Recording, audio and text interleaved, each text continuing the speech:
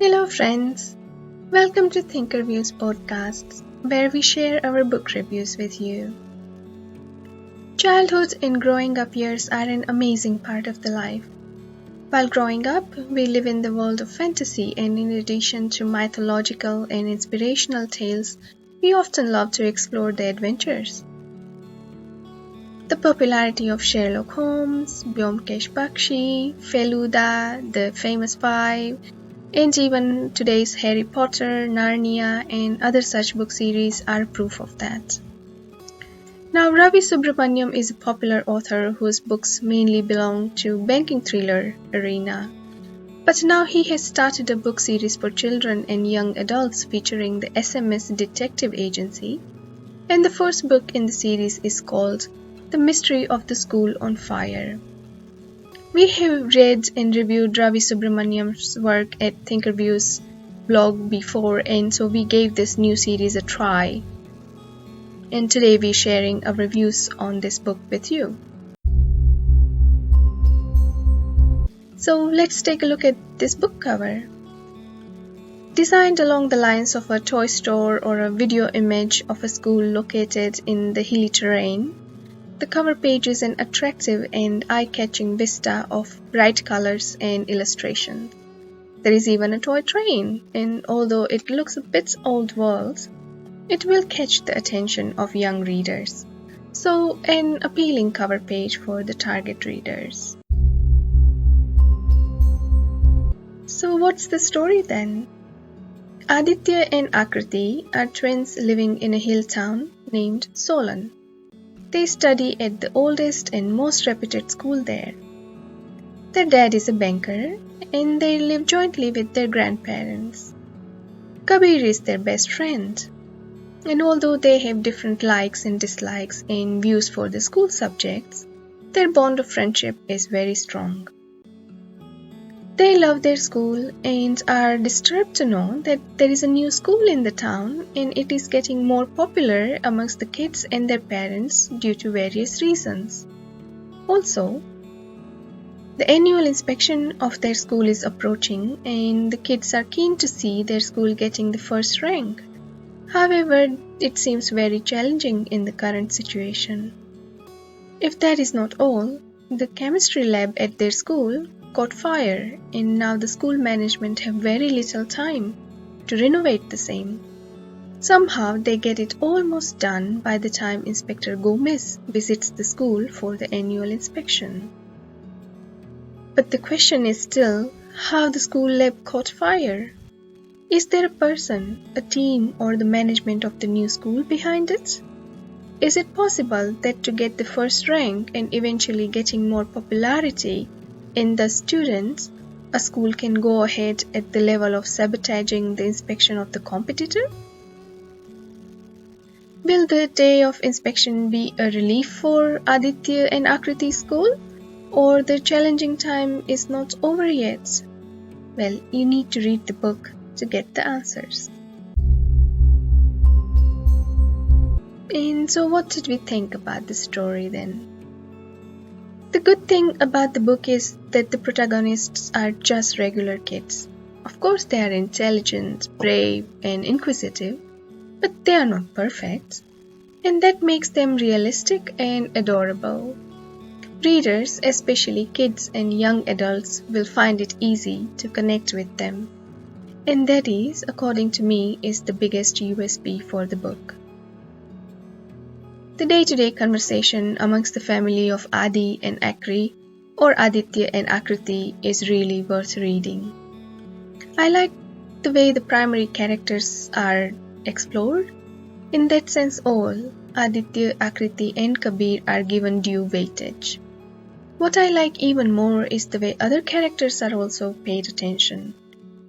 Be it the police chief, Inspector Gomez, Sister Lena, Rehmat Chacha, or others, the author takes care of them all. For example, Aditya and Akriti's mother may appearing on the stage for small periods of time. You will love the way she takes care of the entire family, especially her efforts to make Aditya and Akriti understand the importance of respecting their grandparents and behave to them with proper manners and etiquette, especially these wisdom lines. It is not about what you say, Adi, it is more about how you say it. Same way, Aditya and Akriti's grandfather also appears to be a minor character for a few scenes, but it is actually one of his habits that proves to be a turning point for the book. The character's lifestyle and nature are also explored interestingly. Sometimes the author elaborates their way of life indirectly, but yet a reader doesn't miss it, and that is a positive for the book. Here is a glimpse of their daily ritual. Dad hurriedly entered the conversation. "Talk to them, convince them," he said, as he pushed his chair back and got up from the table. Breakfast of rava upma was over. Rehmat Chacha and Pandey Sir's characters are also elaborated in the same manner. I also like the way the competitive school's owner and Pandey Sir's interactions are described. Stolen Town is built with convincing details and could be any hill town. It reminded me of the way Malgudi is described in Malgudi Days. Of course, the landscape and other stuff are different, like chalk and cheese for the two of those towns, but I refer to the spirit of the town here. Here is one line in respect of a place from the same. The sight was so magical, like a poster they would never tire of. The book talks about how maths is mostly a hated subject, at least for many students. A maths test on a day filled with so much excitement and activity was quite the anticlimax. "You know what maths is?" Kabir asked innocently, and without waiting for her response, answered, "Mental abuse towards humans." Then he smiled at his own joke and walked away. And of course, for some of them, it is a subject of interest also, and probably the only subject that will remain with you throughout your life. So I think a large number of readers will be able to find the above-mentioned lines amusing. And at the same time, the book talks about extracurricular activities and attributes needed in life too. The school inspector looked visibly impressed. If not at the intelligence, then most certainly at the confidence of a 4th grade student. Now, being a detective book, the book also has some interesting lines when it covers the detective arena. To be a detective, you often need to go with your gut. You need to have a theory or a hypothesis, and once you form the hypothesis, you should go after it till you are convinced whether it is right or wrong.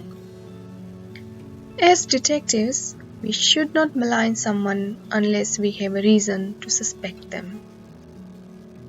This second line is even more important, not only for detective work, but it is applicable to all the aspects in life, especially these days when we find people restless to get hurt and hurting others in order to teach lessons to others without a reason.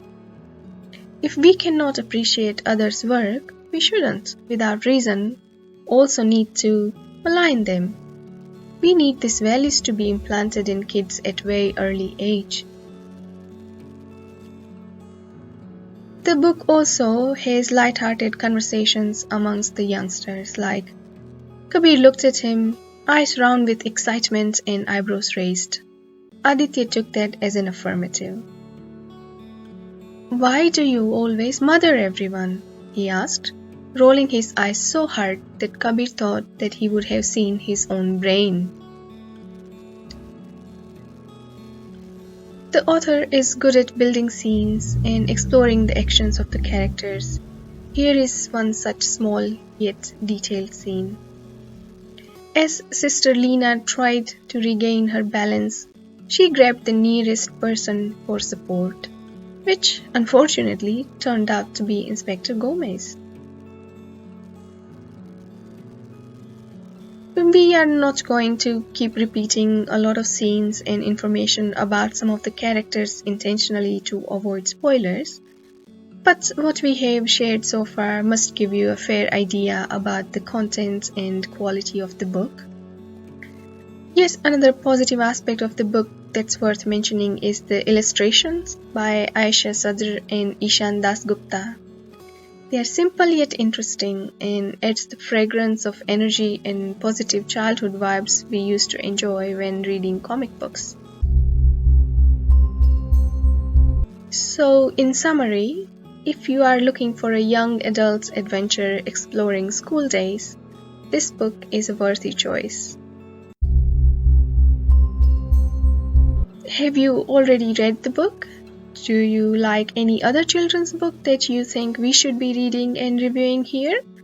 Please do let us know your thoughts via comments, and please share any other suggestions you may have to make these podcasts even more enjoyable. Thank you for listening.